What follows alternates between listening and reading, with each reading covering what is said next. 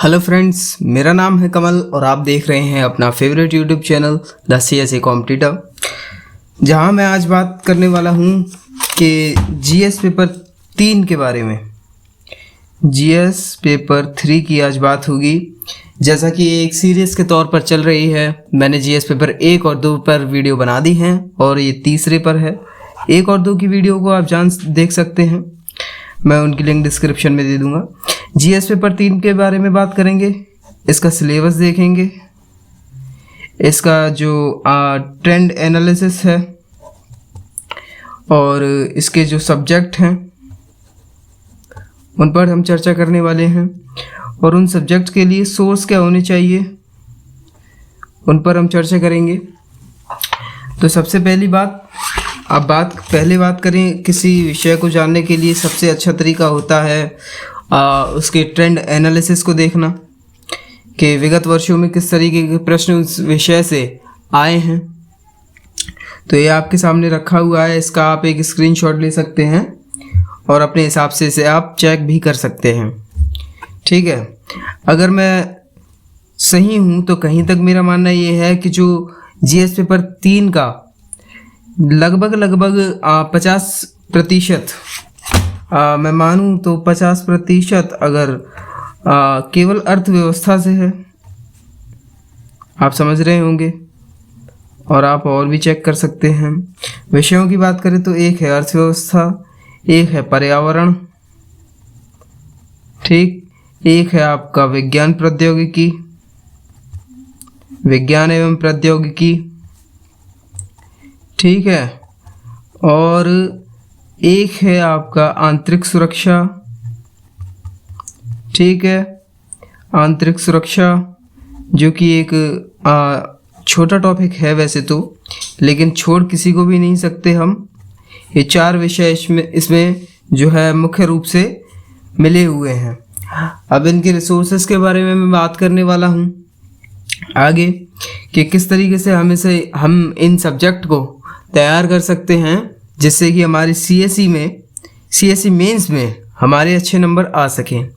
Pre के लिए जो सिलेबस है वो अलग होता है, मेंस के लिए जो सिलेबस है वो थोड़ा अलग होता है। दोनों के लिए थोड़ा थोड़ा अलग अलग है। हो सकता है कि कुछ टॉपिक्स प्री में छोड़ दिए हों, मेंस में ले लिए हों। हो सकता है कि कुछ टॉपिक मेंस में छोड़ दिए हों पर प्री में ले लिए हों। हो सकता है कि दोनों ही टॉपिक प्री प्लस में, कोई टॉपिक प्री प्लस मेंस के लिए भी हो सकता है। इस चीज़ के लिए मैं वीडियो बना दूंगा, आप उसे देख सकते हैं। ठीक है, इस चीज़ के लिए वीडियो बना दूंगा क्योंकि मेरा मानना ये है कि प्री प्लस मेंस के पहले टॉपिक पता लगने चाहिए, फिर पता लगना चाहिए कि किसी विषय से मेंस में कितना वेटेज है और प्री में कितना वेटेज है। मानकर चलिए इस समय अर्थव्यवस्था की मैं अगर बात करूं तो सामाजिक और आर्थिक विकास के रूप में प्री के लिए सिलेबस को निर्धारित कर दिया गया है जो कि बहुत छोटा है। ठीक है, इसको समझने के लिए हमें सबसे पहले जो चीज़ चाहिए होगी वो ये होगी कि हमें प्री के PYQs चाहिए होंगे, है कि नहीं। प्री के PYQs हमें चाहिए होंगे, उन्हीं से तो हम समझ सकते हैं। भाई सिलेबस तो छोटा सा दे रखा था लेकिन अलग अलग एंगल से वहाँ से क्वेश्चंस UPSC प्रीलिम्स में पूछ लिए जाते हैं। ठीक है, तो ये रही इसकी बात। बिना PYQs को जाने और बिना सिलेबस को जाने तैयारी करना एक अंधेर नगरी में भागते जाना है जहां आपको सवेरा कभी नहीं मिलने वाला।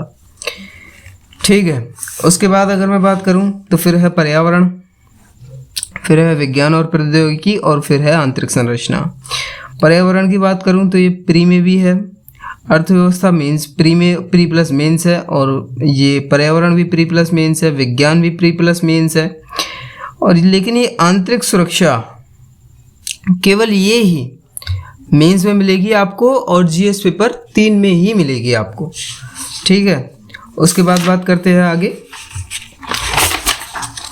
अब अगर बात करें तो अर्थव्यवस्था के सोर्सेस की माफ़ कीजिए, अर्थव्यवस्था या अर्थशास्त्र। ठीक है, अर्थशास्त्र। अब अगर मैं बात करूं तो सबसे पहले वैसे तो अगर एनसीईआरटीज़ की सभी रिकमेंडेशन देते हैं और मैं भी देता हूँ, क्योंकि एनसीईआरटीज़ में से लगभग 35% से ज़्यादा प्री में क्वेश्चंस, 35% इकोनॉमिक्स के क्वेश्चंस प्री में केवल एनसीईआरटी से आ जाते हैं। अगर मैं मानकर चलूँ कि अगर 22 से 25 प्रश्न अगर अर्थव्यवस्था के हैं तो उसमें से लगभग 12 से 15 प्रश्न आपको केवल एनसीईआरटी से मिल जाएंगे। ठीक है, तो एनसीईआरटी को पढ़ना मेरी तरफ से कंपलसरी है और सभी कहते भी हैं, क्योंकि अगर एनसीईआरटी की फुल फॉर्म देखें तो वो है national council of educational research and training. तो नेशनल से पता लगता है कि ये राष्ट्रीय स्तर की पुस्तकें हैं जिन्हें स्किप करना एक पाप हो सकता है सिविल एस्पिरेंट्स के लिए। अब आगे बात करें तो एनसीईआरटी जो है वो 9th to 12th है मेरा, और केवल 4 किताबें हैं। आपको व्यष्टि अर्थशास्त्र नहीं पढ़नी है, फिर सुन लीजिए, आपको व्यष्टि अर्थशास्त्र नहीं पढ़नी है। ठीक है, वैसे 5 किताबें थी, व्यष्टि अर्थशास्त्र सिविल एस्पिरेंट्स नहीं पढ़ते। ठीक है, तो अब आप इस किताब को बिल्कुल छोड़ देंगे। पहली जो 9th क्लास की किताब है उसको समझाया गया है अर्थशास्त्र के रूप से, फिर है आर्थिक विकास की समझ, फिर है भारतीय अर्थव्यवस्था का विकास, और फिर है समष्टि अर्थशास्त्र का परिचय। ये 4 किताबें हैं जो कि आपका इकोनॉमिक्स का सारा पोर्शन आपका क्लियर कर देंगी। उसके बाद अगर स्टैंडर्ड बुक की मैं बात करूँ तो स्टैंडर्ड बुक में है Ramesh Singh, one and only book है। रमेश सिंह को मैं रेकमेंड क्यों कर रहा हूँ, देखिए पहली बात तो ये कि स्टडी आईक्यू पर, मैं किसी चैनल को प्रमोट नहीं कर रहा हूँ, स्टडी आईक्यू पर, आईक्यू हिंदी पर, ठीक है, अतुल जैन सर इसे पढ़ा रहे हैं, तो इसके लेक्चर्स अवेलेबल हो जाएंगे। तो आप एक लिमिटेशन में जो पढ़ना चाहिए किसी स्टैंडर्ड बुक को, वो यहाँ पर ये सर जो है बता देंगे आपको, जो कि काफ़ी एक अच्छी बात है।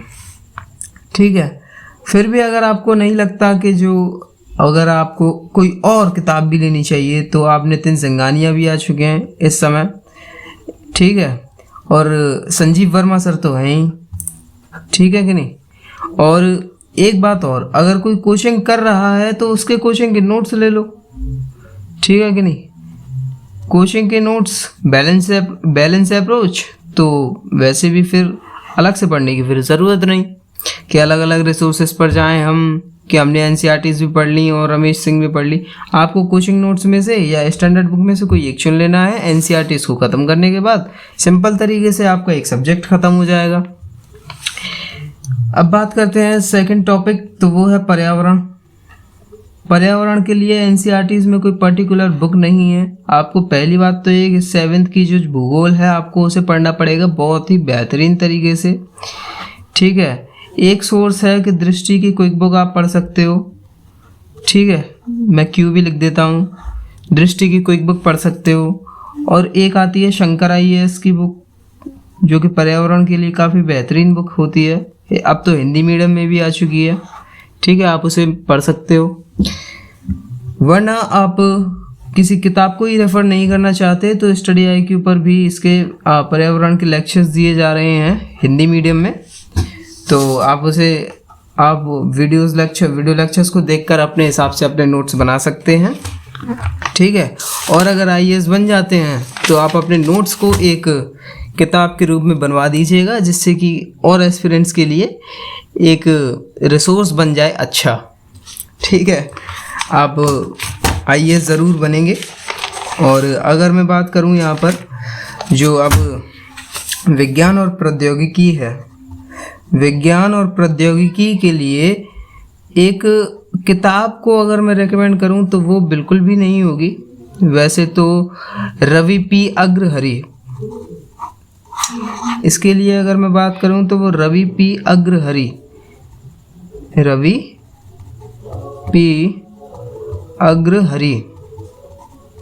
सर की एक किताब आती है जो कि बहुत मोटी है, आपको उसे नहीं पढ़ना है। ठीक है, बिल्कुल भी नहीं पढ़ना है। अगर पढ़ना चाहते हो तो पढ़ सकते हो। वैसे मेरा मानना ये है कि आप केवल 9th की और 10th की साइंस को पढ़ लो अच्छी तरीके से, बेसिक अंडरस्टैंडिंग अपनी क्लियर कर लो। क्योंकि ये एक डायनेमिक सब्जेक्ट है, करंट अफेयर्स से रिलेटेड है, ठीक है। पूर्णतः अगर कोई नई टेक्नोलॉजी आई है जैसे कि नैनो, ठीक है, तो इसके बारे में आप जान लो, ठीक है। कोई चिपसेट जो कि इस समय जो चिप हैं उनकी जो शॉर्टेज चल रही है उसके बारे में, और हाल ही में जो जम्मू कश्मीर है वहाँ लिथियम आपको मिला है, तो इस चीज़ से आप देख सकते हो कि ये छोटे छोटे टॉपिक्स जो कि करंट अफेयर्स से पूर्णतः संबंधित हों तो आप उन पर ज़्यादा फोकस करें। अगला टॉपिक है आंतरिक सुरक्षा, ठीक है। और अगर आप चाहते हो कि कोई और किताब ना सही 9th-10th की, इससे वैसे इतना कुछ होने नहीं वाला, लेकिन जो बेसिक अंडरस्टैंडिंग होनी चाहिए वो आपकी 9th-10th की NCERT से ख़त्म हो जाएगी और आप किसी भी टीचर से पढ़ सकते हैं या अपने आप भी सेल्फ स्टडी से इसको ख़त्म कर सकते हैं। अब बात करेंगे कोचिंग नोट्स की। किसी भी कोचिंग के रेफ़र कर सकते हो, ठीक है, जो आपको पसंद हो, ठीक है। बैलेंस अप्रोच के साथ में आपको मिलते हैं कोचिंग नोट्स, आप उन्हें रेफ़र कर सकते हो। अपने को जो आपका अगर मेंस आने वाला है या प्री आने वाला है तो उससे 2 महीने पहले किसी कोचिंग के नोट्स ले लेना और उन्हें पढ़ लेना। जो करंट अफेयर्स उसमें रिलेटेड होना चाहिए वो उसमें आपको मिल भी जाएगा और आप उसे क्लियर भी कर सकते हो। अब अगर बात करें आंतरिक सुरक्षा यानी इंटरनल सिक्योरिटी जिसे कहा जाता है, तो इंटरनल सिक्योरिटी के लिए मेरा मानना ये है कि आप कोई किताब तो रेफ़र ना ही करें तो ही बेहतर है, क्योंकि जो किताब है जो IPS हैं सर अशोक कुमार जी, तो उनकी किताब है, रेफ़र कर सकते हो, ठीक है। लेकिन अगर मेरा मानना है, मैं अपने दृष्टिकोण से बताऊं तो स्टैंडर्ड बुक्स की तरफ इतना ज़्यादा नहीं भागना चाहिए, क्योंकि एक स्टैंडर्ड बुक लेने के बाद ये लगता है कि नहीं एक और ले लो, नहीं एक और ले लो। हाँ, अब ये एक छोटा सा टॉपिक है और जो कि डायनामिक है, ठीक है। फिर सुन लीजिए, ये भी एक डायनामिक सब्जेक्ट है। किसी अलग तरीके से कोई अपराध हुआ जो कि आंतरिक सुरक्षा से संबंधित हो, आप उस पर जा सकते हैं। वैसे इतना ज़्यादा इस सब्जेक्ट का जो है महत्व केवल वैसे तो मेंस में ही है, तो आप इस चीज़ को भी समझ लेंगे और मुझे लगता है आप समझ भी रहे होंगे, ठीक है। उसके बाद है सामाजिक मुद्दे, ठीक है, यह समाज की बात चलती है यहाँ पर, ठीक है। मैं समाज की बात करता हूँ, या शायद GS पेपर 1 का ये जो है एक हिस्सा है, लेकिन वैसे यहाँ पर भी आपका इंटरनल सिक्योरिटी से थोड़ा बहुत रिलेटेड ये रहता है, ठीक है। तो भारतीय समाज जो कि 12th क्लास की किताब है, ठीक है, भारतीय समाज को आप जो कि 12th क्लास की किताब है पढ़ सकते हो। दूसरा है आपका कोचिंग के नोट्स, ठीक है, कोचिंग के नोट्स। और तीसरा जो है मेरा मानना ये है कोचिंग के नोट्स या इसमें से कोई एक लेना है, NCERT कंपलसरी है, ठीक है। और आप ले सकते हो श्याम चरण दुबे सर की जो किताब है, आप उसे रेफ़र कर सकते हो, या राम आहूजा सर की भी आती है, ठीक है, राम आहूजा सर की भी आती है। आप इन दोनों में से कोई एक ले लेना या फिर कोचिंग के नोट्स ले लेना, काफ़ी है और पूरा हो जाएगा, ठीक है। आई होप वीडियो पसंद आई होगी। वीडियो पसंद आई हो तो लाइक ज़रूर करना और शेयर ज़रूर कर देना, क्योंकि अकेले डाउट मिटा लेना ये एक अच्छी बात नहीं होती, ठीक है। शेयर ज़रूर कर देना और जिनको भी डाउट होगा उनका डाउट मिट तो भी जाएगा, ठीक है।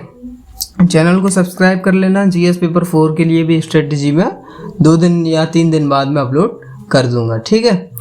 और आगे ऑप्शनल के रिसोर्सेस क्या होने चाहिए, स्ट्रेटजी क्या होनी चाहिए, क्या स्ट्रेटजी रखकर और कौन से कोचिंग के नोट्स लेने हैं, तो नोट्स किसके लेने हैं, क्या करना है, कैसे करना है, ये सब कुछ मैं आपको बताऊंगा। और हो सका तो मैं ये भी बताऊंगा कि कुछ टेलीग्राम IDs जो कि आपकी ऑप्शनल या किसी भी तरीके से GS या प्री प्लस मेंस में किसी भी तरीके से या टेस्ट सीरीज़ वगैरह में हेल्प करें, उनकी लिंक मैं आपको डिस्क्रिप्शन में अपने वीडियो के दे दिया करूँगा, ठीक है। Thanks for watching.